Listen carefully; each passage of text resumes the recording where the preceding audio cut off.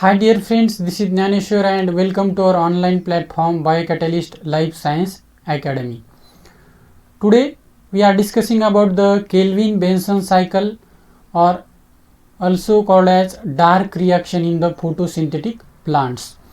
तो उसको और भी दूसरे नाम से जाना जाता है, like reductive pentose phosphate cycle और फोटोसिंथेटिक कार्बन रिडक्शन साइकिल और C3 साइकिल। C3 साइकिल कहा जाता है क्योंकि जो फर्स्ट स्टेबल कंपाउंड है वो फर्स्ट स्टेबल कंपाउंड 3 कार्बन का होता है इन C3 साइकिल, इसीलिए उसको कहा जाता है C3 साइकिल।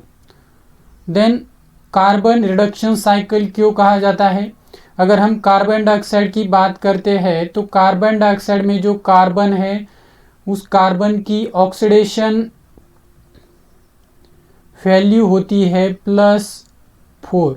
तो जैसे ही कार्बन डाइऑक्साइड को आगे C3 साइकिल में फिक्स किया जाएगा, उसकी जो ऑक्सीडेशन वैल्यू है वो क्या हो जाती है, डिक्रीज हो जाती है।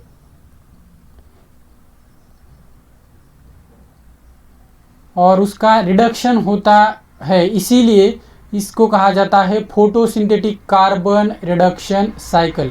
तो जो कार्बन डाइऑक्साइड है उसकी +4 वैल्यू होती है कार्बन की, और जो लेवल्स फाउंड इन शुगर, तो शुगर के अंदर जो कार्बन है उसकी वैल्यू होती है +2। तो जो शुगर के अंदर जो कीटो ग्रुप है, कीटो ग्रुप का जो कार्बन है उसकी वैल्यू होती है +2। अगर हम सेकेंडरी अल्कोहल्स की बात करते हैं तो सेकेंडरी अल्कोहल्स में जो ऑक्सीडेशन वैल्यू है वो 0 है, और जो शुगर है कीटो ग्रुप में कार्बन उसकी है +2। तो जो ऑक्सीडेशन स्टेट है वो क्या हो जाती है, डिक्रीज हो जाती है, इसीलिए उसको कहा जाता है carbon reduction cycle. This C3 cycle was discovered by Kelvin and Benson, and later on kelvin को नोबेल प्राइज से भी क्या किया था, अवार्ड किया था। तो आज हम आगे यहाँ पर देख रहे हैं कि जो समझो एक क्लोरोप्लास्ट है, क्लोरोप्लास्ट में 2 टाइप की रिएक्शन होती है, one is light reaction and second is dark reaction.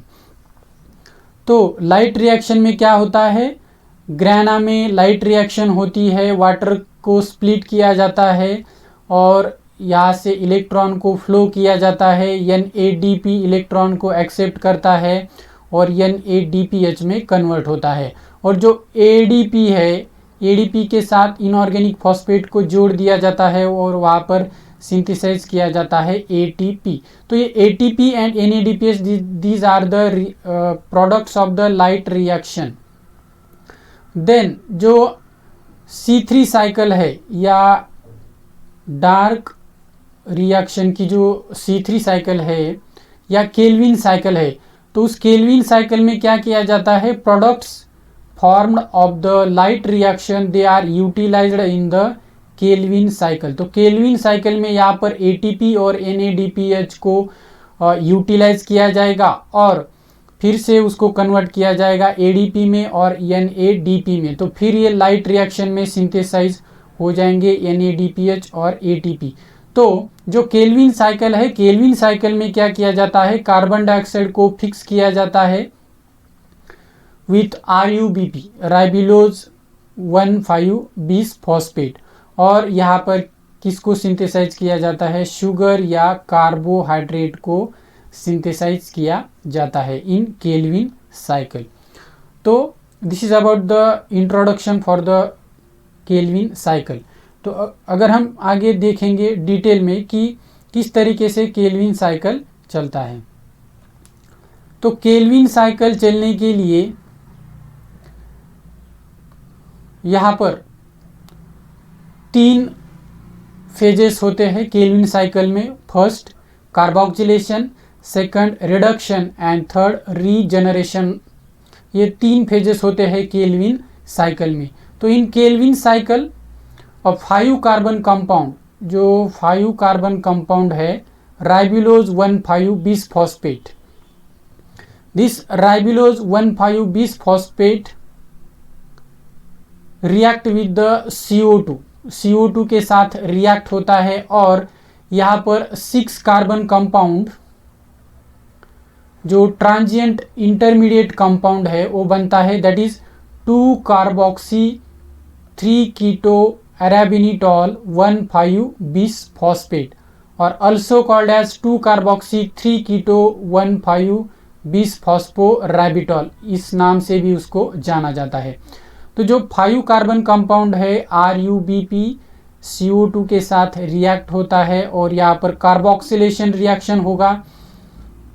जो CO2 है उसको कोवैलेंटली लिंक किया जाता है टू द कार्बन स्केलेटन। जो कार्बन स्केलेटन है वो 5 कार्बन यहाँ पर यूज किया जाता है RuBp और यहाँ पर 6 कार्बन कंपाउंड बनता है intermediate, that is 2 carboxy 3 keto arabinitol 1,5 bis phosphate. This is intermediate and this intermediate compound immediately splits into 2 molecules of 3-phosphoglycerate। ये immediately split होता है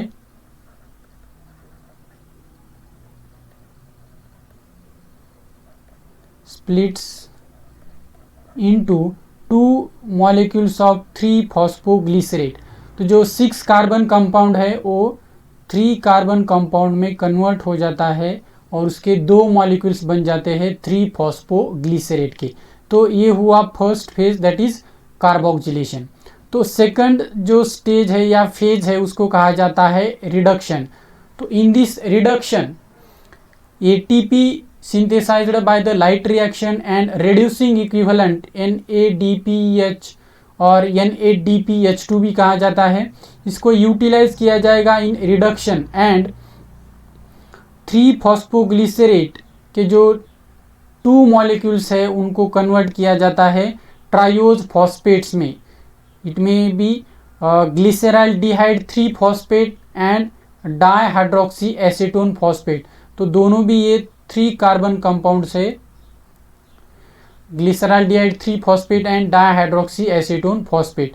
तो जो रिडक्शन है, रिडक्शन में यहाँ पर यूटिलाइज किया जाता है ATP और रेड्यूसिंग इक्विवेलेंट यहाँ पर यूज किया जाता है NADPH। तो जो फॉस्फेट्स है, फॉस्फेट यहाँ पर कहाँ से ऐड किए जाते हैं ATP से। तो ATP कन्वर्ट होगा ADP इनऑर्गेनिक फॉस्फेट, इसके ऊपर ऐड किया जाएगा एक फॉस्फेट, देन NADPH कन्वर्ट होगा NADP में। तो ये हो गया रिडक्शन का फेज। और जैसे ही यहाँ पर रिडक्शन में 3 कार्बन कंपाउंड्स बनेंगे, ग्लिसरल्डिहाइड 3-फॉस्फेट और डाइहाइड्रोक्सी एसीटोन फॉस्फेट।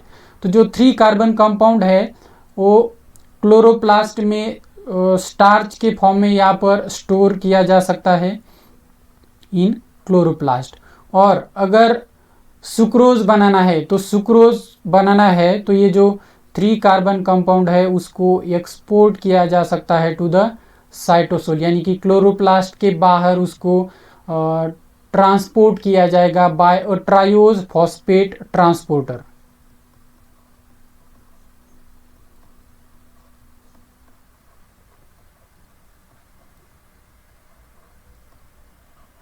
तो जो ट्रायोज फॉस्फेट ट्रांसपोर्टर है वो प्रेजेंट होता है क्लोरोप्लास्ट के मेम्ब्रेन के ऊपर, ये याद रखो। तो ये ट्रायोज फॉस्फेट ट्रांसपोर्टर क्या करता है, ग्लिसरल्डिहाइड 3-फॉस्फेट हो या डाइहाइड्रोक्सी एसीटोन फॉस्फेट हो, उसको ट्रांसपोर्ट करता है कहाँ पर, साइटोसोल में, फ्रॉम द क्लोरोप्लास्ट। और साइटोसोल में अगर उसने ट्रांसफ़र किया तो ये जो सुक्रोज है, सुक्रोज फ्लोएम में लोड किया जा सकता है या फ्लोएम सैप में, और जैसे ही फ्लोएम में लोड किया उसको ट्रांसपोर्ट किया जा सकता है to the different parts of the plant for the growth of the plant and synthesis of the polysaccharides। तो पॉलीसैकेराइड का सिंथेसिस करने के लिए या प्लांट की ग्रोथ के लिए वहाँ पर जो कार्बोहाइड्रेट है उसको यूटिलाइज किया जाएगा। तो जो कार्बन का इनपुट है, कार्बन कौन से फॉर्म में आ रहा है, याद रखो CO2 के फॉर्म में आता है, और जो कार्बन का आउटपुट है वो कार्बोहाइड्रेट के फॉर्म में यहाँ पर आउटपुट मिलता है प्लांट्स को इन C3 साइकिल और Calvin cycle. Next third phase of the C3 cycle is regeneration. Regeneration में क्या किया जाता है, जो यहाँ पर RuBP यूज़ किया है। अगर साइकिल है तो साइकिल कंटिन्यूअस चलने के लिए यहाँ पर कंटिन्यूअसली क्या बनना चाहिए, RuBP का सिंथेसिस होना चाहिए। RuBP तो यहाँ पर यूज़ किया कार्बोक्सिलेशन में, और कार्बोक्सिलेशन होने के बाद आगे रिडक्शन हो गया, ट्रायोज फॉस्फेट्स बन गए। But for continuous C3 cycle और केल्विन साइकिल यहाँ पर क्या बनना चाहिए, RuBP बनना चाहिए। तो जो ट्रायोज फॉस्फेट्स यहाँ पर बने हैं आफ्टर रिडक्शन, उन ट्रायोज फॉस्फेट से क्या किया जाता है, रीजनरेशन किया जाता है RuBP का इन रीजनरेशन फेज। तो रीजनरेशन में यहाँ पर यूटिलाइज किया जाता है ATP, और जो यहाँ पर ट्रायोज फॉस्फेट्स है उनको भी यूटिलाइज किया जाता है, और ATP को कन्वर्ट किया जाएगा ADP में, और जो फॉस्फेट है, फॉस्फेट यहाँ पर कार्बोहाइड्रेट के ऊपर ऐड किया जाता है, और यहाँ पर RuBP को क्या किया जाएगा, रिसाइकल किया जाएगा। तो यहाँ पर क्या होगा, जो केल्विन साइकिल है वो क्या होगी, यहाँ पर कंप्लीट हो जाएगी।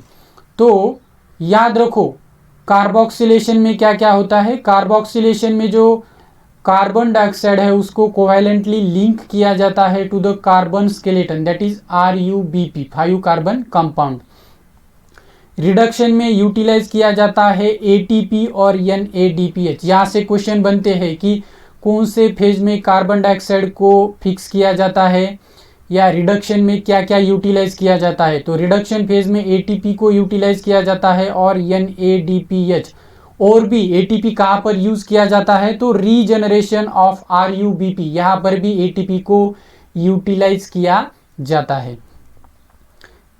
नेक्स्ट हम यहाँ पर डिटेल में देखेंगे कि किस तरीके से जो C3 साइकिल है वो ऑपरेट होती है।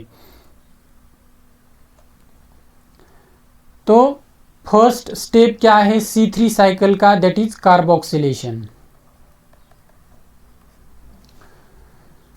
इन कार्बोक्सिलेशन RuBP, हम यहां से शुरू कर रहे हैं। RuBP के हमने 3 मॉलिक्यूल लिए हैं, 3 या 3 represents the 3 molecule of RuBP। RuBP कितने कार्बन का है, 5 कार्बन का। तो कितने कार्बन हो गए टोटल, 15 कार्बन, और 3 कार्बन कहाँ से आएंगे, CO2, यानी कि RuBP किसके साथ यहाँ पर रिएक्ट हो रहा है, कार्बन डाइऑक्साइड के साथ। 3 molecules of carbon dioxide and 3 molecules of RuBP, यानी कि 15 + 3 कितने हो गए, 18 मॉलिक्यूल्स।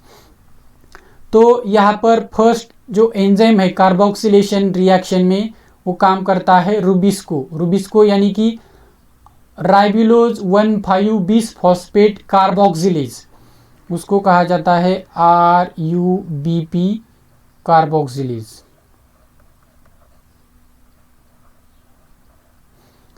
या राइबुलोज 1,5-bis फॉस्फेट कार्बोक्सिलेज।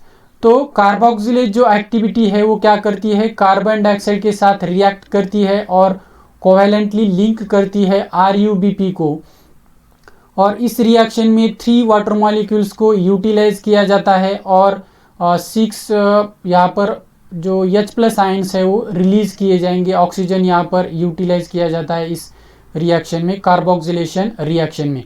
तो यहाँ तो 3 कार्बन कंपाउंड यहाँ पर बनेगा 3 फॉस्फोग्लिसरेट। 3 फॉस्फोग्लिसरेट 3 कार्बन का है, तो कितने यहाँ पर मॉलिक्यूल बनेंगे, 6 मॉलिक्यूल बनेंगे। 6 × 3 यानी कि यहाँ पर 18 कार्बन आ गए। 15 RuBP के और 3 CO2 के, यहाँ पर 18 कार्बन रिएक्शन में पार्टिसिपेट हो रहे हैं और 18 कार्बन यहाँ पर प्रोडक्ट में आ गए हैं, यानी कि जो 3 कार्बन कंपाउंड है 3 फॉस्फोग्लिसरेट, उसके कितने मॉलिक्यूल यहाँ पर बनेंगे, 6 मॉलिक्यूल यहाँ पर बनेंगे in carboxylation reaction. This is the first step of the C3 cycle या phase of the C3 cycle.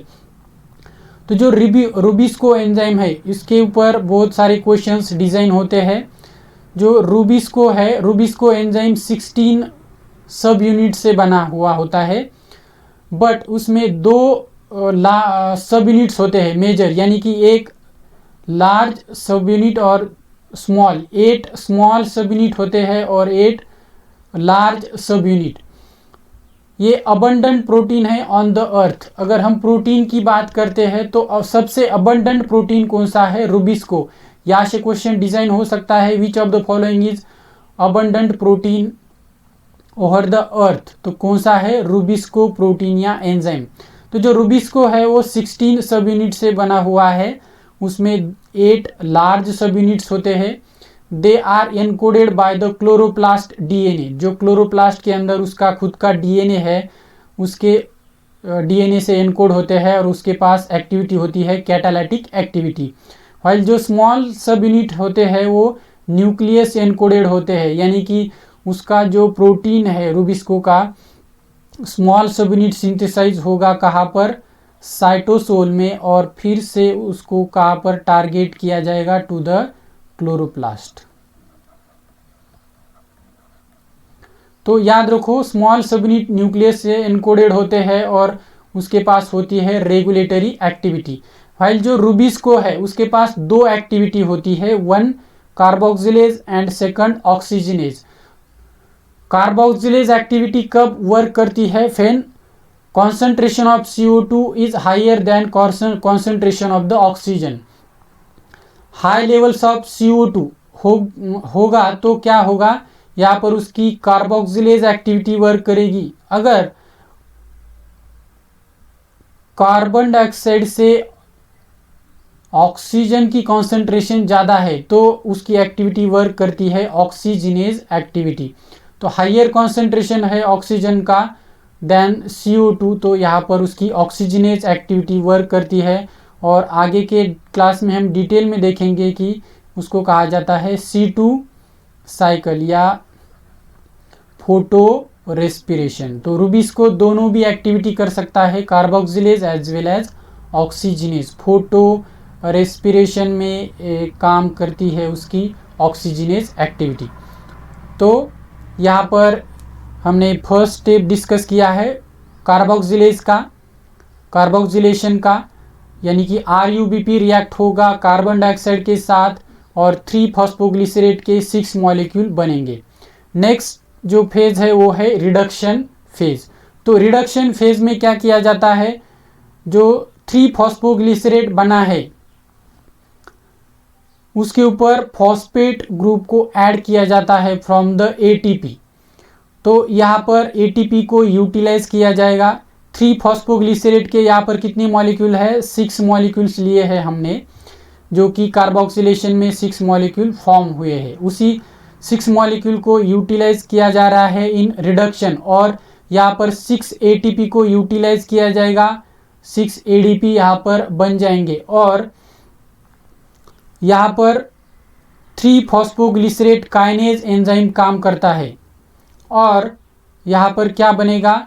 1,3-bis phosphoglycerate यहाँ पर फॉर्म हो जाएगा। जो ATP है, ATP के ऊपर का जो फॉस्फेट है वो 3 फॉस्फोग्लिसरेट के ऊपर ऐड किया जाएगा और 3 फॉस्फोग्लिसरेट कन्वर्ट होगा 1,3-bis फॉस्फोग्लिसरेट में। उस ये स्टेप में एंजाइम कौन सा है? काइनेज। याद रखो 3 फॉस्फोग्लिसरेट काइनेज।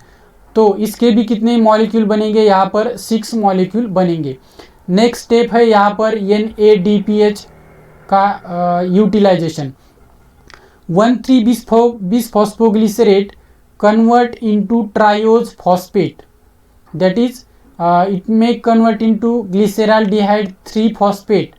और जो ग्लिसरॉल्डिहाइड 3 फॉस्फेट बना है वो आइसोमरेज जो एंजाइम है उसको डाइहाइड्रोक्सी एसीटोन फॉस्फेट में भी कन्वर्ट कर सकता है। तो जो रिडक्शन है, रिडक्शन में आगे यहाँ पर क्या हो रहा है?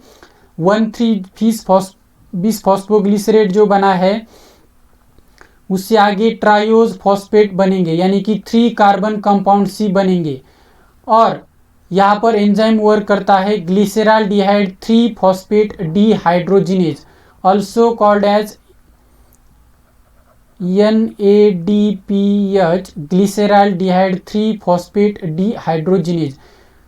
NADPH2 इस फॉर्म में भी इसको रिप्रेजेंट किया जाता है तो इस रिएक्शन में NADPH2 या NADPH+H+ को यूटिलाइज किया जाएगा और NADP में कन्वर्ट किया जाएगा और यहाँ पर ट्रायोज फॉस्फेट बनेंगे। ट्रायोज फॉस्फेट के भी यहाँ पर 6 मॉलिक्यूल्स बनते हैं, बट जो 3CO2 को फिक्स किया है इन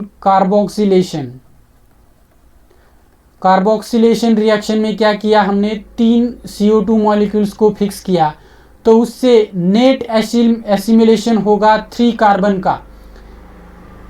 तो यहाँ पर एक मॉलिक्यूल नेट फॉर्म में यहाँ पर बन जाएगा इन रिडक्शन, यानी कि डाइहाइड्रोक्सी एसीटोन फॉस्फेट और ग्लिसरॉल्डिहाइड 3 फॉस्फेट, यहाँ पर एक मॉलिक्यूल क्या हुआ है, नेट एसिमिलेशन हुआ है from 3 carbon dioxide molecules in CO2 fixation.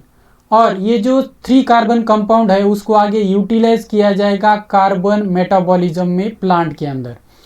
और जो बाकी के 5 मॉलिक्यूल बचे हैं, 6 मॉलिक्यूल थे 1,3-bis फॉस्फोग्लिसरेट के, वो किस में कन्वर्ट हो गए, 6 मॉलिक्यूल्स ऑफ ट्रायोज फॉस्फेट। उनमें से एक मॉलिक्यूल जो 3 कार्बन का है उसका क्या हुआ, नेट एसिमिलेशन हो गया, यानी कि 3 कार्बन कंपाउंड यहाँ पर बन गया ग्लिसरॉल्डिहाइड 3 फॉस्फेट, और उससे आगे उसको आगे यूज़ किया जाएगा कार्बन मेटाबॉलिज्म में।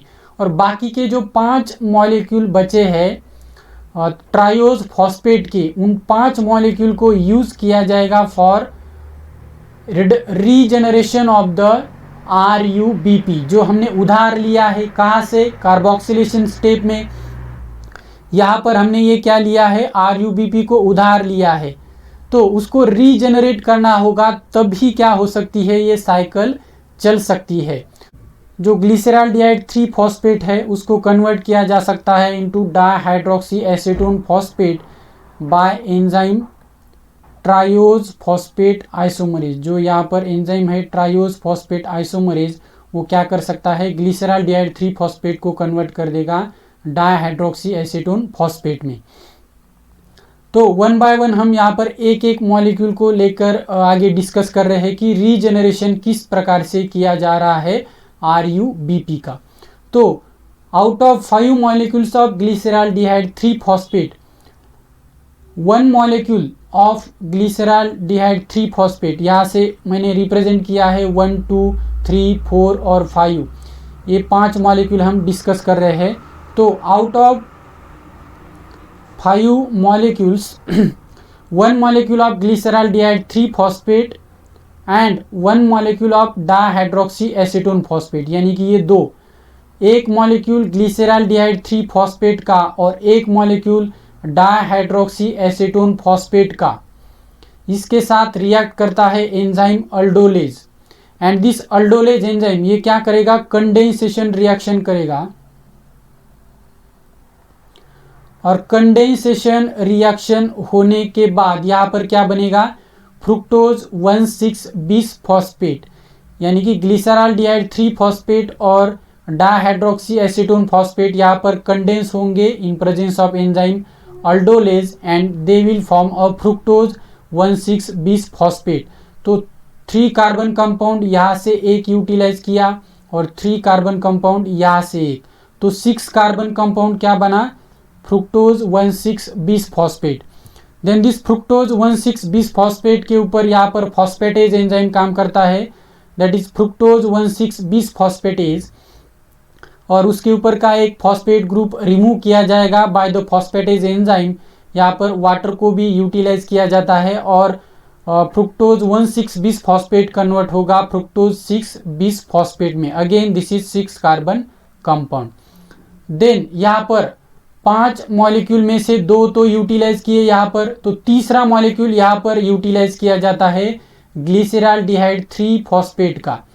ये जो लाइन दिख रहा है blue line, large blue line, तो यहाँ पर तीसरा ग्लिसरॉल्डिहाइड 3 फॉस्फेट का मॉलिक्यूल यूटिलाइज किया जाएगा, और this fructose 6 phosphate and glyceraldehyde 3 phosphate 3 carbon, 6 carbon और 3 कार्बन यहाँ पर उसके ऊपर एक्ट करता है enzyme transketolase, and this transketolase convert this glyceraldehyde 3 phosphate and fructose 6 phosphate. उसका यहाँ पर रिएक्शन होने के बाद इसको कन्वर्ट कर देगा इरिथ्रोज 4 phosphate which is 4 carbon compound. ये फॉस्फेट ग्रुप है, P रिप्रेजेंट्स द फॉस्फेट, और 5 कार्बन कंपाउंड ज़ैल्यूलोज 5 फॉस्फेट। तो जो 3 कार्बन और 6 कार्बन यानी कि 9 कार्बन रिएक्शन में पार्टिसिपेट हो गए थे, उससे 5 कार्बन कंपाउंड एक बना ज़ैल्यूलोज 5 फॉस्फेट, और 4 कार्बन कंपाउंड एक बना इरिथ्रोज 4 फॉस्फेट। तो जो ज़ैल्यूलोज 5 फॉस्फेट है उसके ऊपर एक्ट करता है enzyme ribulose 5 phosphate epimerase, and this epimerase convert xylulose 5 phosphate into ribulose 5 phosphate. तो एक मॉलिक्यूल यहाँ पर बन गया राइबुलोज 5 फॉस्फेट का, बट रिएक्शन में कार्बोक्सिलेशन में क्या यूज किया था, RUBP यानी कि राइबुलोज 1,5 बिस फॉस्फेट। तो उसको भी आगे काइनेज एंजाइम फॉस्फेट ग्रुप का ऐड करके राइबुलोज 1,5 बिस फॉस्फेट में ऐड कर देता है। बट हम पहले देखेंगे कि राइबुलोज 5 फॉस्फेट के 3 मॉलिक्यूल किस तरीके से यहाँ पर रीजनरेशन में सिंथेसाइज होते हैं।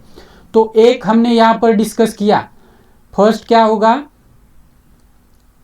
ग्लिसरॉल्डिहाइड 3 फॉस्फेट और डाइहाइड्रोक्सी एसीटोन फॉस्फेट मिलाकर फ्रुक्टोज 1,6 बिस फॉस्फेट बनाएंगे।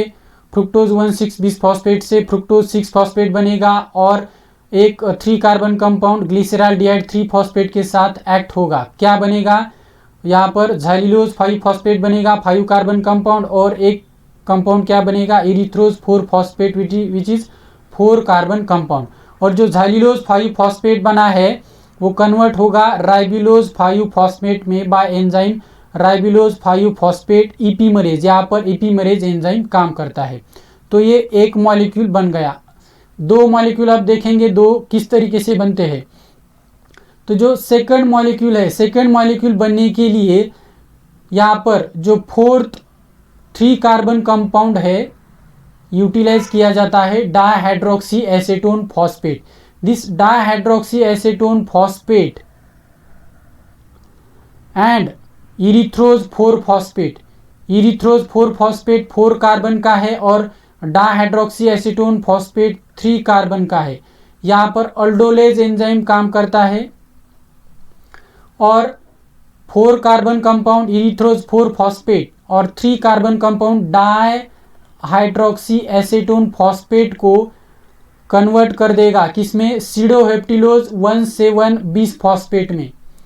एंड दिस सिडोहेप्टिलोज 1,7 बिस फॉस्फेट इसके ऊपर एक्ट करेगा एंजाइम फॉस्फेटेज सिडोहेप्टिलोज 1,7 बिस फॉस्फेटेज, और यहाँ पर वाटर मॉलिक्यूल को भी यूज किया जाता है, और जो बिस फॉस्फेटेज है उससे एक फॉस्फेट रिमूव किया जाता है, और यहाँ पर बनेगा सिडोहेप्टिलोज 7 फॉस्फेट यानी कि एक फॉस्फेट उसके ऊपर रहेगा।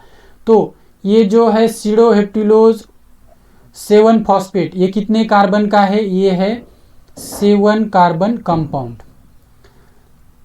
तो यहाँ पर 4 मॉलिक्यूल यूज किए 3 कार्बन कंपाउंड के, लास्ट का बचा है 5th नंबर का। तो जो ग्लिसरॉल्डिहाइड 3 फॉस्फेट है, this glyceraldehyde 3 phosphate react with sedoheptulose 7 phosphate. तो सिडोहेप्टिलोज 7 फॉस्फेट 3 कार्बन कंपाउंड, और ये जो 5th मॉलिक्यूल यूज किया जा रहा है 3 कार्बन का ग्लिसरॉल्डिहाइड, टोटल कितने हो गए कार्बन, 10 कार्बन। तो 10 कार्बन जो यूज किए हैं इस रिएक्शन में, सिडोहेप्टिलोज 7 फॉस्फेट 7 कार्बन और 3 कार्बन फ्रॉम ग्लिसरॉल्डिहाइड 3 फॉस्फेट। तो इसके ऊपर वर्क करता है एंजाइम ट्रांसकीटोलेज, और ट्रांसकीटोलेज क्या करेगा, जो 10 कार्बन है, 10 कार्बन जो यहाँ पर पार्टिसिपेट हो रहे हैं उसको यानी कि सिडोहेप्टिलोज 7 फॉस्फेट और ग्लिसरॉल्डिहाइड 3 फॉस्फेट को कन्वर्ट कर देता है राइबोज 5 फॉस्फेट में और ज़ैलिलोज 5 फॉस्फेट में। तो 10 कार्बन से कितने कार्बन के कंपाउंड बने प्रोडक्ट में? 5 कार्बन के कंपाउंड्स बन गए। यहाँ पर 5 कार्बन कंपाउंड क्या बना? ज़ैलिलोज 5 फॉस्फेट और राइबोज 5 फॉस्फेट के 2 मॉलिक्यूल बन गए। तो एक यहाँ पर बन गया था, तो 2 मॉलिक्यूल जो बचे हैं वो इस स्टेप से बनते हैं। तो जो ज़ैलिलोज 5 फॉस्फेट है इसके ऊपर इपीमरेज एंजाइम काम करता है, that is ribulose 5 phosphate epimerase and convert the xylulose 5 phosphate to the ribulose 5 phosphate. दूसरा मॉलिक्यूल बन गया। और तीसरा कहाँ से बनेगा? यहाँ से राइबोज 5 फॉस्फेट जो बना है उसके ऊपर आइसोमरेज एंजाइम काम करता है और जो राइबोज 5 फॉस्फेट है उसको कन्वर्ट कर देता है राइबोलोज 5 फॉस्फेट में। तो यहाँ पर क्या किया? ये तीसरा मॉलिक्यूल भी बन गया, यानी कि 5 कार्बन, ये भी 5 कार्बन और ये भी 5 कार्बन। तो जो कार्बोक्सिलेशन का रिएक्शन था, कार्बोक्सिलेशन रिएक्शन में क्या यूज किया था? 3 मॉलिक्यूल्स को यूज किया था। कौन से? RuBp के 3 मॉलिक्यूल्स हो गए, यानी कि कितने कार्बन हो गए हो? 15 कार्बन। तो 15 कार्बन यहाँ पर क्या हो गए? रीजेनरेट हो गए। बट ये राइबोलोज 5 फॉस्फेट है, राइबोलोज 1,5 बिस फॉस्फेट है क्या? नहीं। तो यहाँ पर जो रीजनरेशन फेज है, रीजनरेशन में क्या किया जाएगा? तीनों मॉलिक्यूल्स के ऊपर एक एक फॉस्फेट ग्रुप को ऐड किया जाएगा। तो यहाँ पर 3 ATP को यूटिलाइज किया जाता है और 3 ADP यहाँ पर रिलीज हो जाएंगे। बट जो फॉस्फेट ग्रुप है, फॉस्फेट ग्रुप किसके ऊपर ऐड किया जाएगा? एक फॉस्फेट यहाँ पर ऐड किया जाएगा, इसके ऊपर एक फॉस्फेट, इसके ऊपर एक फॉस्फेट, इसके ऊपर। तो यहाँ पर जो एंजाइम है वो है काइनेज, उसका नाम है ribulose 5 phosphate kinase, also called as phospho ribulose kinase. जो काइनेज एंजाइम है वो क्या करेगा? एक फॉस्फेट को ऐड करेगा, एक एक जो यहाँ पर कंपाउंड है 5 कार्बन का, इसके ऊपर भी एक फॉस्फेट को ऐड करेगा, इसके ऊपर भी एक और इसके ऊपर भी एक, यानी कि यहाँ पर 3 ATP को यूटिलाइज किया जा रहा है for the synthesis of 1 राइबोलोज 1,5 bis phosphate. तो जो 3 मॉलिक्यूल यूज किए थे कहाँ पर? कार्बोक्सिलेशन रिएक्शन में, वो क्या हो गए? यहाँ पर रीजेनरेट हो गए या रीसाइकल हो गए। तो इस प्रकार से जो रीजनरेशन है RuBp का वो किया जाएगा। जो 6 मॉलिक्यूल्स बने हैं ग्लिसरॉल्डिहाइड 3 फॉस्फेट के, उनमें से एक मॉलिक्यूल को नेट एसिमिलेशन में वो फिक्स हो गया, यानी कि नेट एसिमिलेशन हो गया उसका 3 CO2 मॉलिक्यूल से। बट जो बाकी के 5 मॉलिक्यूल बचे हैं ग्लिसरॉल्डिहाइड 3 फॉस्फेट के, यानी कि 15 कार्बन जो बचे हैं उससे 3 मॉलिक्यूल्स ऑफ RuBp रीजेनरेट किए जाएंगे for the C3 cycle, continuous चलने के लिए। तो इस प्रकार से हमने यहाँ पर डिस्कस किया है कि किस प्रकार से RuBp का रीजेनरेशन किया जाता है इन C3 साइकिल और केल्विन साइकिल। तो जो हमने यहाँ पर उधार लिए थे इस रिएक्शन में, देखो कार्बोक्सिलेशन रिएक्शन में जो यहाँ पर 3 मॉलिक्यूल्स हमने क्या किए हैं? उधार लिए हैं फॉर C3 साइकिल। तो 15 कार्बन के जो 3 मॉलिक्यूल्स है RuBp के, ये क्या हो गए? यहाँ पर रिसाइकल हो गए हैं। तो जो ग्रीन एरो यहाँ पर दिखाई दे रहा है वो क्या करेगा? जो रीजेनरेट हो गए हैं RuBp के 3 मॉलिक्यूल्स जो कि 5 कार्बन कंपाउंड है, तो 15 कार्बन यहाँ पर क्या हो गए? रीजेनरेट हो गए, या RuBp के 3 मॉलिक्यूल्स यहाँ पर क्या हो गए? रीजेनरेट हो गए। जो कार्बन डाइऑक्साइड का फिक्सेशन है या कार्बोक्सिलेशन, यहाँ पर क्वेश्चंस पूछे जाते हैं कि कितने ATP यूज़ किए जाते हैं, कौन से स्टेज में, रिडक्शन में कितने यूज़ किए जाते हैं और रीजनरेशन में कितने यूज़ किए जाते हैं, NADPH2 कहाँ पर यूटिलाइज किया जाता है। तो ओवरऑल जो यहाँ पर C3 साइकिल है उसका हम यहाँ पर डिस्कस करेंगे कि जो एक CO2 मॉलिक्यूल है 1 CO2 फिक्स करने के लिए कितने ATP चाहिए और कितने NADPH2 चाहिए। तो 3 ATP and 2 NADPH2 are required for the 1 molecule of CO2 fixation। Carboxylation step में जो CO2 को फिक्स किया जाता है तो एक CO2 को फिक्स करने के लिए 3 ATP को यूज किया जाता है और 2 molecules of NADPH2 are utilised. तो out of 3 molecules of ATP, ये भी याद रखो कि 2 molecules of ATP are utilised in reduction. Reduction में जो 6 कार्बन कंपाउंड है वो स्प्लिट होगा 3 कार्बन कंपाउंड में और उस 3 कार्बन कंपाउंड से ट्रायोज फॉस्फेट्स बनने का जो स्टेप है वहाँ पर यूज किए जाते हैं 2 मॉलिक्यूल्स और एक ATP का यूज कहाँ पर किया जाता है तो रीजनरेशन ऑफ RUBP। जो रीजनरेट होना चाहिए RUBP में तो उस स्टेप में एक ATP को यूज किया जाता है और रिडक्शन स्टेप में 2 ATP को यूटिलाइज किया जाता है। तो जो NADPH2 है, NADPH2 2 molecules of NADPH2 are utilized in a reduction step। तो याद रखो रिडक्शन स्टेप में ही NADPH2 का यूटिलाइजेशन होता है। यहाँ पर कार्बोक्सिलेशन और रीजनरेशन दोनों स्टेप में NADPH2 यूटिलाइज नहीं किया जाता। तो NADPH2 कहाँ पर यूटिलाइज किया जाता है only in the reduction phase.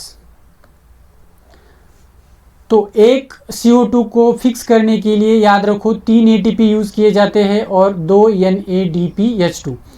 तो इस साइकिल में हमने डिस्कस किया था कि 3 मॉलिक्यूल्स CO2 के फिक्स किए थे और 3 RUBP के मॉलिक्यूल को यूज किया था।